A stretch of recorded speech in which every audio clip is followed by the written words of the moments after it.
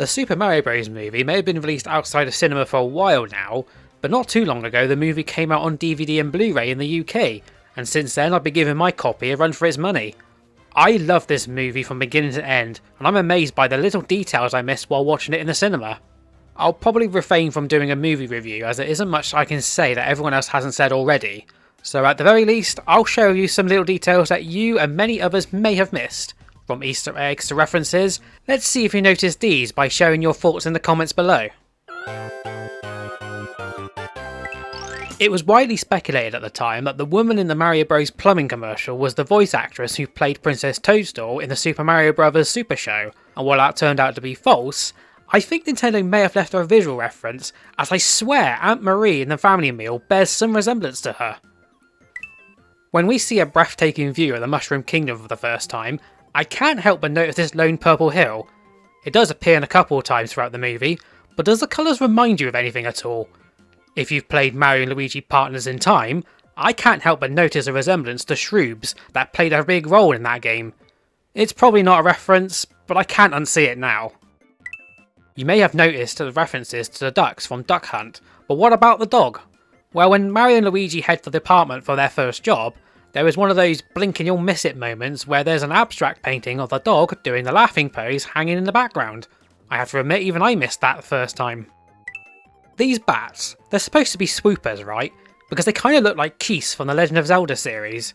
Actually, these specific bats appeared in Super Mario Galaxy, but what's interesting is that they behave like Keese and even have an ice variant. Coincidence much? This might be a strange thing to point out, but Princess Peach is wearing pink leggings underneath her iconic pink dress in this movie. This will be a first, as she's usually bare-legged. How do I know this exactly?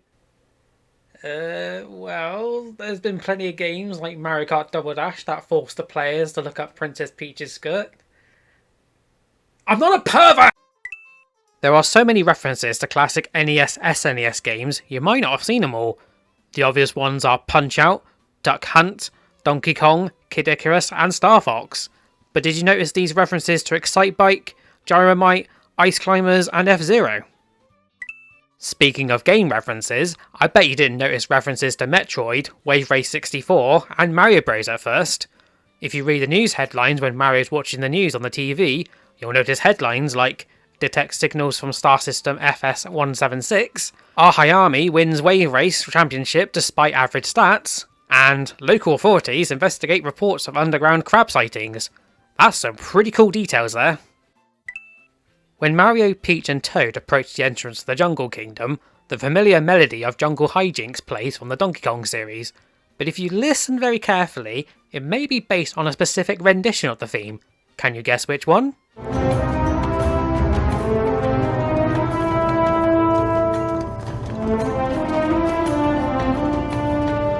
Well, what if I told you it was the version that plays in the stormy area of Jungle Japes in Donkey Kong 64?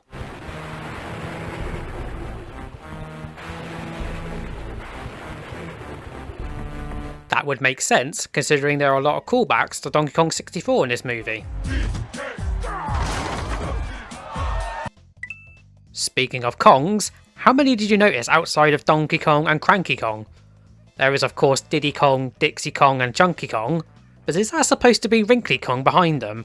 I'm assuming that's a ghost because we never see her in the same shot afterwards. I'm not sure this is Funky Kong as there's another Kong with a red bandana, but if you want a certified look at Funky Kong, there's a picture of him hanging on the wall. And is that Swanky Kong of all Kongs? They are really digging for the obscure references, aren't they? Also, some have pointed out this is Kiddy Kong. I don't think it is, unfortunately. It's actually this chimp we see earlier. Sorry guys.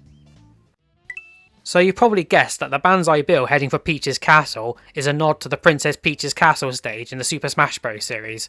But did you catch on that the Banzai Bill chase and the way Mario deals with it is a nod to the homing bullet bill obstacles in Super Mario Galaxy? And the final thing I want to point out is this. When Peach takes Mario to the training grounds and takes the floating platform, do those crowns with the pink lights look familiar? If you add white spots to them, they'll look like the Super Crown from New Super Mario Bros. U Deluxe.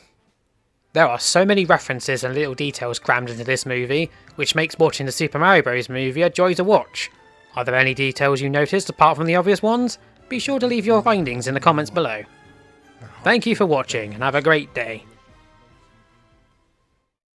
Wait, hold up. What was that last part? All the more. Her heart-shaped bangs.